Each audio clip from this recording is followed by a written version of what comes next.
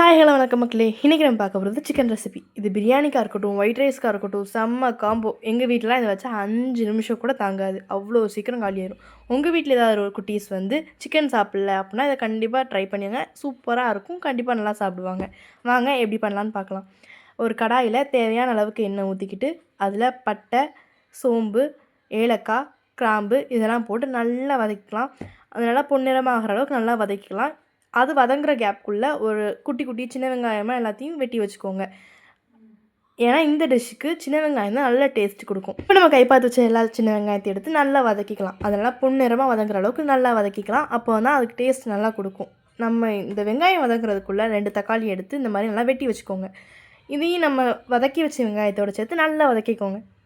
தக்காளியை நல்லா பச்சை வாசனை போகிற அளவுக்கு நல்லா வதக்கிக்கலாம். வதக்கிட்டு இதில் வந்து கொஞ்சம் வீடியோவில் காட்டுற அளவு புதினாவும் வீடியோவில் காட்டுற அளவு கொஞ்சம் கொத்தமல்லி இலையும் போட்டு நல்லா வதக்கிக்கலாம். எப்பயுமே கறி குழம்புக்கு பாதி வெந்த பல்லாரி அதோடய டேஸ்ட்டும் ஸ்மெல்லும் சூப்பராக எடுத்து காட்டும். ஸோ அதுக்காக ஒரு 2-3 பல்லாரி எடுத்து நான் உரிச்சுக்குள்ளே போட்டுக்கிறேன். இது முழுசாலாம் வேக வேணாம், பாதி வெந்தால் போதும். வெங்காயம் பாதி வெந்துருச்சு அப்படின்னு உங்களுக்கு தோணிடுச்சு அப்படின்னா அதில் ஒரு 1.5 ஸ்பூன் அளவுக்கு குழம்பு மசாலா பொடி போட்டு நல்லா வதக்கிக்கோங்க. மசாலா வதங்கின உடனே மஞ்சள் பொடி கொஞ்சம் தனியாக பொடியும் சேர்த்து நல்லா வதக்கிக்கலாம். இப்போ நம்ம வதக்கி வச்சது தான் நம்ம சிக்கன் கிரேவிக்கான பேஸ். இதை வந்து நல்லா மையாக அரைச்சி எடுத்துக்கலாம். பார்த்தீங்களா எந்த கன்சிஸ்டன்சி வந்திருக்குன்னு? இதே கன்சிஸ்டன்சிக்கு நீங்களும் அரைச்சி எடுத்துக்கோங்க. இப்போ இந்த ரெசிபிக்கு நான் 1/2 கிலோ சிக்கன் எடுத்திருக்கேன்.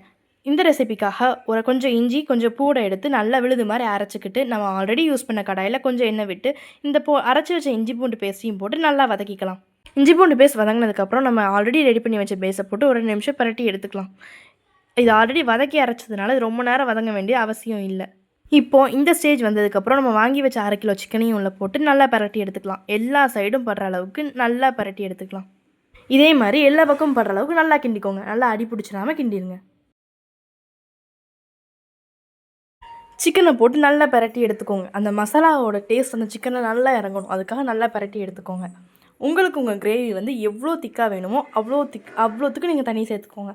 எங்கள் வீட்டில் எல்லாருமே திக்காக இருந்தால் தான் நல்லா சாப்பிடுவாங்க. அதனால் நல்லா கிரேவி கன்சிஸ்டன்சிக்கு கம்மியாக தான் தண்ணியை சேர்த்துருக்கேன். 2 நிமிஷம் சிக்கன் நல்லா பரட்டிட்டு அதில் உங்களுக்கு தேவையான அளவு உப்பு சேர்த்துக்கோங்க. சப்போஸ் உங்களுக்கு உப்பு அளவு தெரியலை அப்படின்னா கம்மியாக சேர்த்துக்கோங்க. கடைசியில் உப்பு கம்மியாக இருந்துச்சுன்னா கூட கொஞ்சம் போட்டுக்கலாம். இப்போ அந்த உப்பு கட்டியாவோ திப்பியாவோ எங்கேயோ சேர்ந்துடாத அளவுக்கு நல்லா கிண்டி விட்டுக்கோங்க. முக்கியமாக இதெல்லாம் செய்யும்போது அடுப்பை மீடியம் ஃப்ளேமில் வச்சுக்கோங்க. இப்போ முக்கால்வாசி நம்ம சிக்கன் ரெடி. அடுப்பை மீடியம் ஃப்ளேமில் வச்சுக்கிட்டு ஒரு மூடி போட்டு மூடி வச்சுக்கோங்க.